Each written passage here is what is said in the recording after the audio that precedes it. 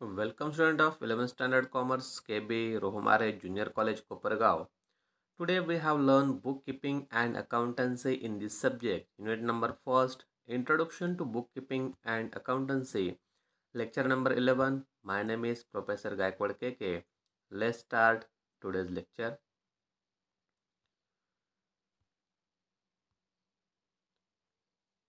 Student, today we have going to learn accounting concepts, convention and principles. First is meaning and importance of accounting concept. Accounting is means of communicating the results of business operation to various parties interested or connected with the business. Wise the owners, creditors, investors, banks and financial institutions, government and other agencies. Hence, it is rightly called as the language of business. Accounting is not only associated with business but also with everybody who is interested in the keeping and account of the monetary transactions. Generally, the term accounting refers to financial accounting. Bookkeeping and accountancy is an art of recording, classifying, and summarizing transaction of business concern in a systematic manner. लेखांकनाच्या ज्या काही संकल्पना आहेत, संकेत आहेत आणि जे काही तत्व आहेत, या तत्वाच्या प्रमाणे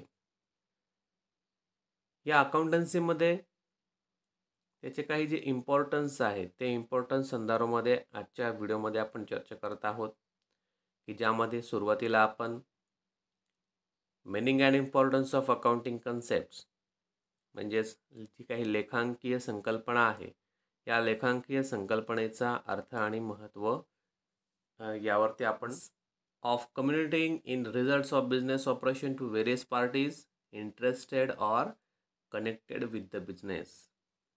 लेखाकर्म हे व्यवसायातील घडामोडींचा परिणाम या वेगवेगळ्या हितसंबंध असणाऱ्या घटकांना कळवण्यात येतात. आता कुठल्या कुठल्या घटकांना कळवण्यात येतात? Wise the owners, creditors, investors, banks and financial institution, government and other agencies. Hence, it is rightly called as the language of business. म्हणजे जी वेगवेगळी जी काही घटकं आहेत ज्यामध्ये मालक असतील, धनको असतील किंवा गुंतवणूकदार असतील, बँका असतील, वित्त संस्था असतील किंवा सरकार आणि इतर ज्या काही संस्था आहेत, या इतर संस्था व्यवसायाची भाषा म्हणजेच लेखाकर्म असे म्हटलं जातं. म्हणजे लेखांकनाच्या ज्या काही संकल्पना आहेत किंवा लेखाकर्म जे आहेत, ह्या लेखाकर्मावरती वेगवेगळ्या घडामोडींचा जो परिणाम आहे तो वेगवेगळ्या हितसंबंधित लोकांना कळवला जातो. म्हणून त्या हितसंबंधित लोकांना जे उदाहरणं आपल्याला दिलेली आहेत, मालक, धनको, गुंतवणूकदार, बँका, वित्तीय संस्था, सरकार किंवा इतर संस्था, या सर्वांना जी काही आपण लेखांकनाची संकल्पना कळवतो त्याला आपण व्यवसायाची भाषा म्हणजेच लेखाकर्म असं म्हटलं जातं. Accounting is not only associate with business but also with everybody who is interested in the keeping an account of the monetary transaction. जे लेखाकर्म हे फक्त व्यवसायासाठी निगडीत नाही आहे, तर ते प्रत्येकाशी निगडीत आहे जे पैशासंबंधी हिशोब ठेवतात. म्हणून who interested in the keeping of account of monetary transactions. ठीक आहे. Generally the terms accounting refers to financial accounting. Bookkeeping and accountancy is an art of recording, classifying and summarizing transactions of business concern in a systematic manner. पण सामान्यपणे लेखाकर्म ही काय आहे तर एक संकल्पना आहे की आर्थिक लेखाकर्माशी ती संबंधित आहे. पुस्तपालन आणि लेखाकर्म ही एक नोंदवण्याची, त्याची रेकॉर्डिंग, क्लासिफाईंग करण्याची म्हणजे विभागणी करण्याची अँड समरायझिंग ट्रान्झॅक्शन्स म्हणजे व्यवसायाचे जे काही व्यवहार आहे त्याचे विश्लेषण करण्याची एक पद्धती आहे असं आपण म्हणू शकतो. म्हणून ही जी काही इम्पॉर्टन्स आहेत अकाउंटिंग कन्सेप्टची ती या संकल्पनेवरून आपल्याला सांगता येऊ शकेल.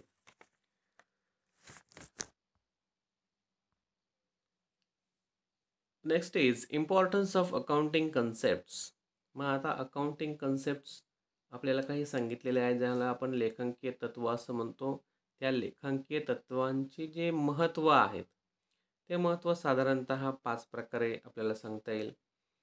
ज्यामध्ये फर्स्ट आहे रिअलायबल फायनान्शियल स्टेटमेंट, म्हणजे विश्वसनीय जे काही आर्थिक विवेचन आहे, स्टेटमेंट विवेचन आहे ते आपल्याला सांगता येईल. त्यानंतर युनिफॉर्मिटी इन प्रेझेंटेशन, हे सादरीकरण हे सगळीकडे एकसारखं असतं म्हणून सादरीकरणमध्ये एकसारखेपणा आहे असं आपण म्हणू शकतो. Generally acceptable basis of measurement, म्हणजे साधारणपणे जे आहे की जे मोजमाप आहे ते सर्वकडे जे सारख्या पद्धतीने दिलेलं असतं.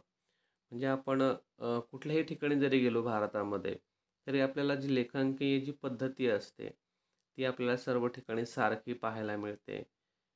किंवा जे जे आपण मोजमाप ठेवलेलं आहे किंवा मेजरमेंट आपण त्याला असं म्हणतो की जी लेखांकीय जी काही पद्धती आहे, अमाऊंट्स आहेत किंवा जे प्रॅक्टिकल आहे ते कसं असतं सर्व ठिकाणी सारखं असतं असं आपण त्याला म्हणू शकतो.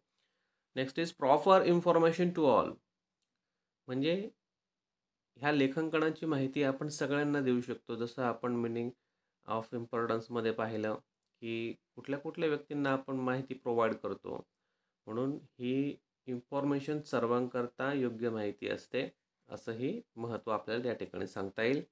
And last number 5, valid and appropriate assumptions. Assumptions means गृहिते, म्हणजे कायदेशीर आणि योग्य गृहिते असतात. गृहितांवरती आपण बऱ्याचशा गोष्टी डिपेंड करत असतो, म्हणून हे एक इम्पॉर्टन्स त्यामध्ये आपल्याला लक्षात ठेवता येईल. आता हे जे काही 5 इम्पॉर्टन्स आहेत, या 5 इम्पॉर्टन्सच्या व्यतिरिक्त देखील आपल्याला आणखी काही महत्त्व या ठिकाणी सांगता येणार आहेत, तर त्यावरती आपण चर्चा करणार आहोत.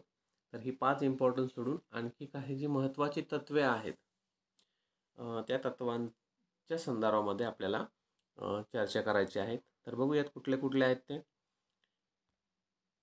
बघा, some of the important concepts are as follows. First is business entity. बघा, बिझनेस एंटिटी मीन्स व्यवसायाचं जे स्वतंत्र अस्तित्व आहे त्या अस्तित्वासंदर्भामध्ये आपल्याला माहिती प्रोव्हाइड केली. जसं this concepts implied that the business unit is separate and distinct from the owner or owners, that is the person who supplied capital to it. Based on the concepts accounts are prepared from the point of view of the business. आता व्यवसायाचं स्वातंत्र्य कशाच्या संदर्भामध्ये आहे, तर व्यवसाय आणि व्यवसायाचा मालक या संदर्भामध्ये आहे. असं मागे पण आपण चर्चा केली की व्यवसाय वेगळा आहे आणि व्यवसाय संस्थेचा मालक वेगळा आहे. व्यवसाय संस्थेसाठी मालक भांडवल प्रोव्हाइड करतो आणि त्या भांडवलाच्या बदल्यामध्ये तो व्यवसाय संस्थेकडून व्याज पण आकारतो. ज्यावेळी मालक व्यवसाय संस्थेकडून भांडवलाच्या रूपात व्याज आकारतो, याचा अर्थ व्यवसायाशी तो वेगळा आहे. त्याचप्रमाणे व्यवसाय संस्थेतून ज्यावेळी मालक स्वतःच्या खाजगी वापरासाठी काही अमाऊंट्स, असेट्स विथड्रॉन करत असेल, अशावेळी व्यवसाय संस्था देखील त्या मालकाकडून व्याज आकारत असते. म्हणून व्यवसाय संस्था आणि मालक हे वेगळे आहेत. म्हणून व्यवसाय संस्थेला स्वतंत्र हे अस्तित्व प्राप्त झालेले आहे. ती बिझनेस एंटिटी एक त्याचं एक तत्व आपल्याला या ठिकाणी सांगता येणार आहे. म्हणून या ठिकाणी आपल्याला या संदर्भामध्ये माहिती प्रोव्हाइड केली की these concepts imply that the business unit is separate and distinct from the owners or owners, that is the person who supply capital to it. Based on the concepts, account is prepared from the point of view the business and not from owner's point of view. Hence the business is liable to owner for the capital contributed by him. Okay. To these concepts, only business transactions are recorded in the books of accounts. Personal transactions of the owners are not recorded, but their transaction with the business such as capital contributed by the business or cash withdrawn from the business for the personal use, will be recorded in the books of accounts. It implies that the business itself owns assets, own liabilities. जसं आपण आता चर्चा करत आहोत की व्यवसाय संस्थेमधून जर व्यवसाय संस्थेचा मालक जर कुठलीही असेट्स अमाऊंट्स जर विथड्रॉन करत असेल, अशा वेळी हे ट्रान्झॅक्शन त्याचं वैयक्तिक ट्रान्झॅक्शन होत असतं. म्हणून व्यवसाय संस्थेमध्ये पर्सनल ट्रान्झॅक्शन्स रेकॉर्ड होत नाहीत, परंतु कॅपिटलच्या बाबतीमध्ये असेल किंवा ड्रॉविंगच्या बाबतीमध्ये असेल, आपल्याला ते रेकॉर्ड करावं लागतं. म्हणून व्यवसाय संस्था वेगळी आहे आणि व्यवसाय संस्थेचं मालक वेगळा आहे. म्हणून व्यवसायाला स्वतंत्र अस्तित्व प्राप्त झालेलं आहे, हे या तत्वावरून आपल्याला सांगता येईल. आपल्याला उदाहरण त्यासाठी एक दिलं बघा. Half of the building is used for business office and other half of the building is used for residence of the proprietor. It is the total rent of building is rupees 50,000. Then only rupees 25,000 will deducted or as drawing from proprietor's capital. एक बिल्डिंगच्या बाबतीमध्ये आपल्याला सांगितलेलं आहे. एक building आहे ज्याचं rent आहे 50,000 रुपये. मग आता 50,000 रुपये भाडं असलेली बिल्डिंग आहे की ज्यामध्ये हाफ बिल्डिंग जी आहे ती ऑफिससाठी यूज्ड होते आणि अर्धी बिल्डिंग जी आहे ती रेसिडेन्स म्हणजे जो मालक आहे तो राहण्यासाठी यूज करतो. मग याचा अर्थ अर्धी बिल्डिंग ही व्यवसायासाठी आहे आणि अर्धी बिल्डिंग जी आहे ती यूज फॉर पर्सनल आहे. मग आता याच्या संदर्भामध्ये आपल्याला सांगितलं की then only ₹25,000 will be deducted as drawing as proprietor's capital. म्हणून अर्धी बिल्डिंग जी आहे जिचं रेंट असणार आहे 25,000 आणि अर्धी बिल्डिंग जी आहे जिचं रेंट असणार आहे सेकंड 25,000. म्हणून फक्त व्यवसायामध्ये 25,000 रुपये हे कॅपिटल असणार आहेत आणि 25,000 हे ड्रॉविंग असणार आहेत, कारण ते फॉर पर्सनल यूज आहे. म्हणून बिल्डिंग जरी एक असेल, मालक जरी त्या व्यवसाय संस्थेचा असेल, तरी ह्या तत्वानुसार बिझनेस एंटिटी आहे म्हणजे व्यवसायाला स्वतंत्र अस्तित्व दिलेलं आहे. म्हणून रेकॉर्ड करताना आपण 25,000 फक्त बिझनेससाठी कॅपिटल म्हणून यूज करणार आहोत, बाकी ते ड्रॉविंग असणार आहे. ठीक आहे. Next is money measurement. These concepts implies that only those transactions which can be expressed in terms of money are recorded in the books of accounts. Since money serves as the medium of exchange, transactions expressed in money are recorded and the ruling currency of a country is the measuring unit of accounting. आता बघा, मनी measurement हे म्हणजे पैशातील मोजमाप आहे. ते व्यवसाय मोजमापाच्या ज्या घटकामध्ये फक्त व्यक्त करायचं जे आहे आपल्याला की पैशांच्या रूपामध्ये मोजमाप करण्यासाठी जे व्यक्त करतो आपण, त्या व्यक्त करण्याच्या ज्या पद्धती आहेत त्या या मेजरमेंटमध्ये नोंदवल्या जातात. आता भारतामध्ये जर आपण विचार केला तर जे काही लेखापाल आहे, ट्रान्झॅक्शनच्या बाबतीमध्ये आपल्याला लक्षात घ्यायचं आहे की मनी मेजरमेंट पैशांचं जे मोजमाप आहे त्या मोजमापाच्या संदर्भामध्ये आपल्याला काही रूल्स दिलेले आहेत. त्या रूल्सचा आधारेच आपल्याला अकाउंटिंग रेकॉर्ड ठेवावं लागतं किंवा आपल्याला ती नोंद करावी लागते. मग transaction which do not involve money will not be recorded in the books of accounts. जसं आपण कायम बोलतो की मॉनिटरी ट्रान्झॅक्शन्स जे आहेत तीच फक्त आपण रेकॉर्ड करतो आणि त्याचंच फक्त व्हॅल्युएशन आपण करत असतो किंवा मेजरमेंट घेत असतो. म्हणून हे महत्त्वाचं सेंटेन्स आहे ते आपण कायम लक्षात ठेवायचं की transaction which do not involve money will be not be recorded in the books of accounts. आता खाली आपल्याला म्हणतं for example working condition in the workplace, strike by employees, efficiency of the management, etc. will not be recorded in the books as they cannot be expressed in terms of money. It helps in understanding of the state of affairs of the business as money serve as a common measure by means of heterogeneous fact about the business are recorded. बघा आता एक उदाहरण आपल्याला दिलं की कामाची जी काही कार्यपद्धती आहे किंवा कामगारांचा जो काही संप आहे, व्यवस्थापनाची कार्यक्षमता आहे, ह्या ज्या गोष्टी आहेत त्या या पुस्तकांमध्ये किंवा रेकॉर्डिंग पुस्तकामध्ये लिहिल्या जात नाही. कारण त्यांना पैशांमध्ये व्यक्त करता येत नाहीत. जसे या संकल्पनेमुळे काय होतं, फक्त पैशांच्या स्वरूपात जे काही घटक आहेत तेच आपल्याला नोंदवायचे आहेत. पण जे इतर काही घटक आहे की ज्यांचा पैशांशी संबंध येत नाही, असे घटक आपल्याला या बुक्समध्ये किंवा बुक्स ऑफ अकाउंट्समध्ये आपल्याला नोंदवता येत नाहीत.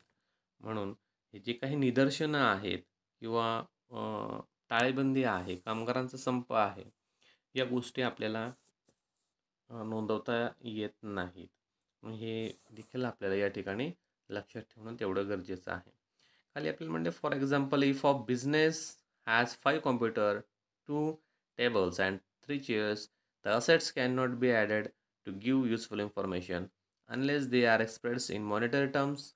Rupees 1,50,000 for computer, 15,000 for tables, rupees 2,500 for chairs. म्हणजे बघा की 5 संगणक असतील किंवा 2 टेबल्स आहेत, 3 खुर्च्या आहेत. ही माहिती पैशांमध्ये नोंदवली जाईल, की जसं संगणक प्रत्येकी रुपये 15,000 आहे किंवा टेबलाची किंमत 2,500 आहे किंवा खुर्च्या प्रत्येकी रुपये 2,500 आहे. म्हणजे या ठिकाणी संपूर्ण संपत्तीचं मोजमाप हे पैशामध्ये नोंदवलं जाईल आणि लेखापुस्तकात त्याचं मूल्य देखील लिहिलं जाईल, असं आपल्याला या ठिकाणी सांगता येईल. म्हणून पैशांच्या स्वरूपामध्ये किंवा पैशातील जे मोजमाप आहे ते या प्रकारे आपल्याला करता येणार आहे. ठीक आहे, हे कन्सेप्ट आपल्याला समजले असेल.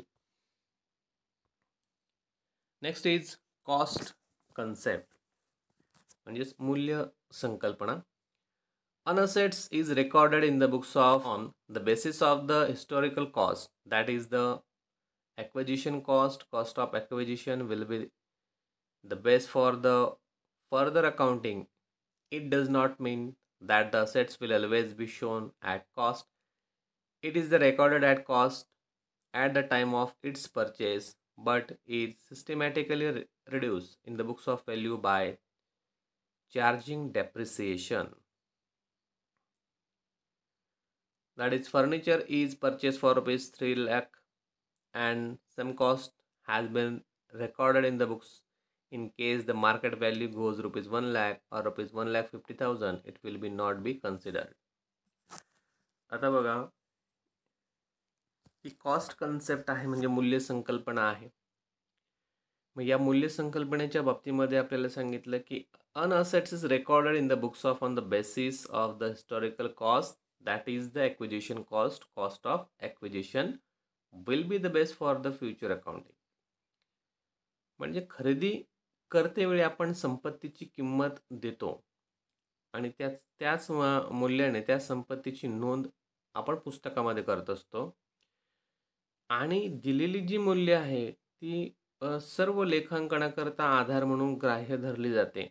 जशी भविष्यात अशा संपत्तीचं वेगवेगळं मूल्य असू शकतं, तसं बदलता येण्याजोगे मूल्य किंवा त्याच्या योग्य किमतीने नोंदवलेले स्थिर संपत्ती किंवा चलसंपत्ती असंही आपण या ठिकाणी त्याला म्हणू शकतो. म्हणजे ज्यावेळी एखादी असेट्स आपण परचेस करतोय त्यावेळी ती किंमत किंवा त्या वस्तूचं मूल्य असं म्हणूयात आपण, त्या वस्तूचं मूल्य जे आहे ते मूल्य आपण पुस्तकामध्ये नोंदवतो. मग त्याचा जो आधार आहे त्या आधारासंदर्भात आपलं काही भविष्यकाळात वस्तूंच्या किमती कायम बदलतात. मग वस्तूच्या किमती जरी बदलत असल्या तरी ज्यावेळी आपण ती वस्तू खरेदी करतो त्यावेळी ज्या वस्तूची किंमत असते ती आपण नोंद पुस्तकामध्ये नोंदवण्यासाठी गृहीत धरत असतो. म्हणून उदाहरणामध्ये आपल्याला म्हटलं की furniture is purchase rupees 3 lakh and same cost has been recorded in the books. In case the market value goes rupees 1 lakh or 1,50,000, it will be not considered. म्हणजे एखादी फर्निचर जर आपण 3 लाखांना खरेदी केलेली असेल तर ती पुस्तकामध्ये नोंदवताना म्हणजे बुक्स ऑफ अकाउंट्समध्ये नोंदवताना 3 लाखच आपण नोंदवणार आहोत. की भविष्यकाळात त्याची मार्केट व्हॅल्यू 1 लाख होईल किंवा 1,50,000 होईल ती आपण गृहीत धरू शकत नाही. कारण खरेदीच्या वेळी त्याची किंमत किती होती तर 3 लाख होती. म्हणून खरेदीच्या वेळी जी किंमत असते तीच आपण कायम कन्सिडर करायची आणि तीच बुक्स ऑफ अकाउंट्समध्ये रेकॉर्ड करायची असते, हे आपण लक्षात ठेवायचं आहे. ठीक आहे, याला आपण म्हणतो मूल्य संकल्पना. Next is consistency concepts. Consistency means सातत्य. ठीक आहे, सातत्य ही एक संकल्पना आहे. Any policy adopted for accounting should be continuous और consist throughout the business, and it need not be changed generally unless and until circumstances demand. However, it does not stop any improvement of new techniques, but that should be disclosed with note. बघा आता सातत्य संकल्पना आहे ज्यामध्ये आपल्याला म्हटलं आहे की व्यवसायामध्ये जे काही लेखांकनाबाबत कोणतीही धोरणं असतात ती सातत्यानं राबवणं गरजेचं असतं. मग आता साधारणतः परिस्थिती जशी उद्भवेल तिथपर्यंत त्या धोरणात बदल करण्याची गरज नसते. तसे पण नवीन तंत्रज्ञानाच्या प्रगतीमध्ये त्याचा कोणताही अडथळा येत नाही. परंतु ते आपण नवीन धोरणांच्या आधारे आपण ते स्पष्ट केलं पाहिजे आणि त्याच्यात सातत्य ठेवलं पाहिजे, अशी ही कन्सेप्ट आपल्याला सांगते. म्हणून व्यवसायामध्ये जी काही लेखांकनाची धोरणं आहेत ती कंटिन्यूअस चालली पाहिजे, असं या संकल्पनेमधून आपल्याला सांगता येईल. That is a company adopt fixed installment method for charging depreciation on fixed assets and the beginning till the end of estimated life of assets.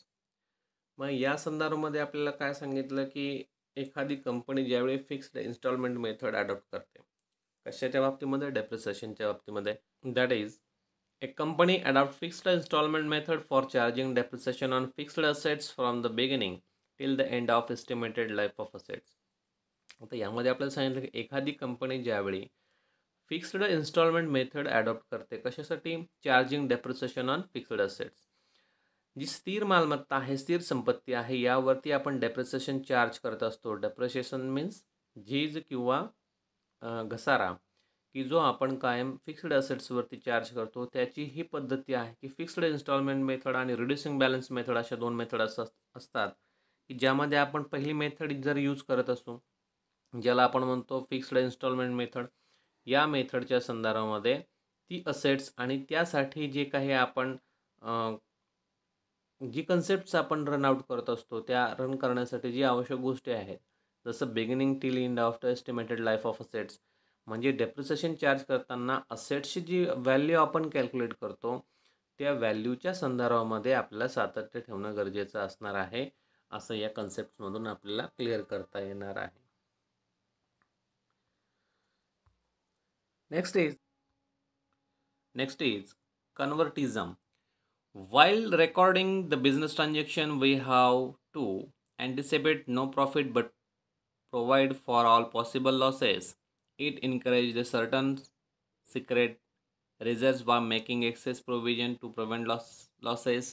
The income statement may show lower income and the balance sheet overstate the liabilities and understate the assets. This policy of recording is asking the account to pay safe while writing the accounts. Convertism means पुराणमतवाद असं आपण त्याला म्हणतो. या पुराणमतवादाच्या संदर्भामध्ये आपल्याला सांगता येईल की जे व्यावसायिक व्यवहार आहेत त्या व्यावसायिक व्यवहारांच्या नोंदी करताना त्या नफ्यासाठी नसून शक्य तेवढ्या सर्व तोट्यांच्या तरतुदीसाठी करतो आहे हे आपणास अपेक्षित असलं पाहिजे. म्हणजे ही बाब तोटा भरून काढण्यासाठी प्रोत्साहन करत असते, हे आपल्याला या ठिकाणी लक्षात ठेवायचं आहे की ताळेबंद म्हणजेच बॅलन्स शीट जे आहे ते जास्त देयता किंवा वास्तवतेपेक्षा जास्त कमी संपत्ती आपल्याला दाखवायची आहे, जेणेकरून नोंदी करण्याच्या या धोरणामुळे जो काही अकाउंटंट आहे तो सुरक्षितपणे लेखी पाहू शकतो. म्हणजे थोडक्यात आपण हे जे पुराणमतवाद आहे किंवा कन्वर्टिझम आहे याच्यामध्ये काय करतोय आपण की असेट्स कमी दाखवतो आणि लॉस जास्त दाखवतोय, की जेणेकरून उत्पन्न आणि ताळेबंद उत्पन्न आणि ताळेबंदातील ज्या असेट्स आहे यामध्ये थोडासा फरक निर्माण होईल. आणि आपण हे जे काही करतो हे कशासाठी करतोय, तर तोटा भरून काढण्यासाठी करतोय किंवा तोटा भरण्यासाठी प्रोत्साहन मिळावं म्हणून करतो आहोत, असा याचा अर्थ या ठिकाणी होतो. म्हणून त्याला आपण म्हणतो कन्वर्टिझम. नेक्स्ट इज गोइंग कन्सर्न म्हणजे चालू संस्था.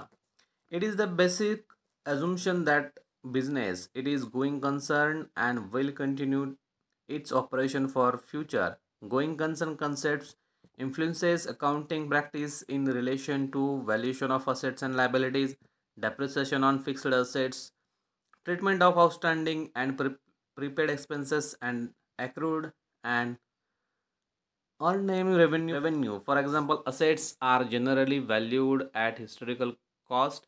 Any increase or decrease in the value of assets in the short period is ignored.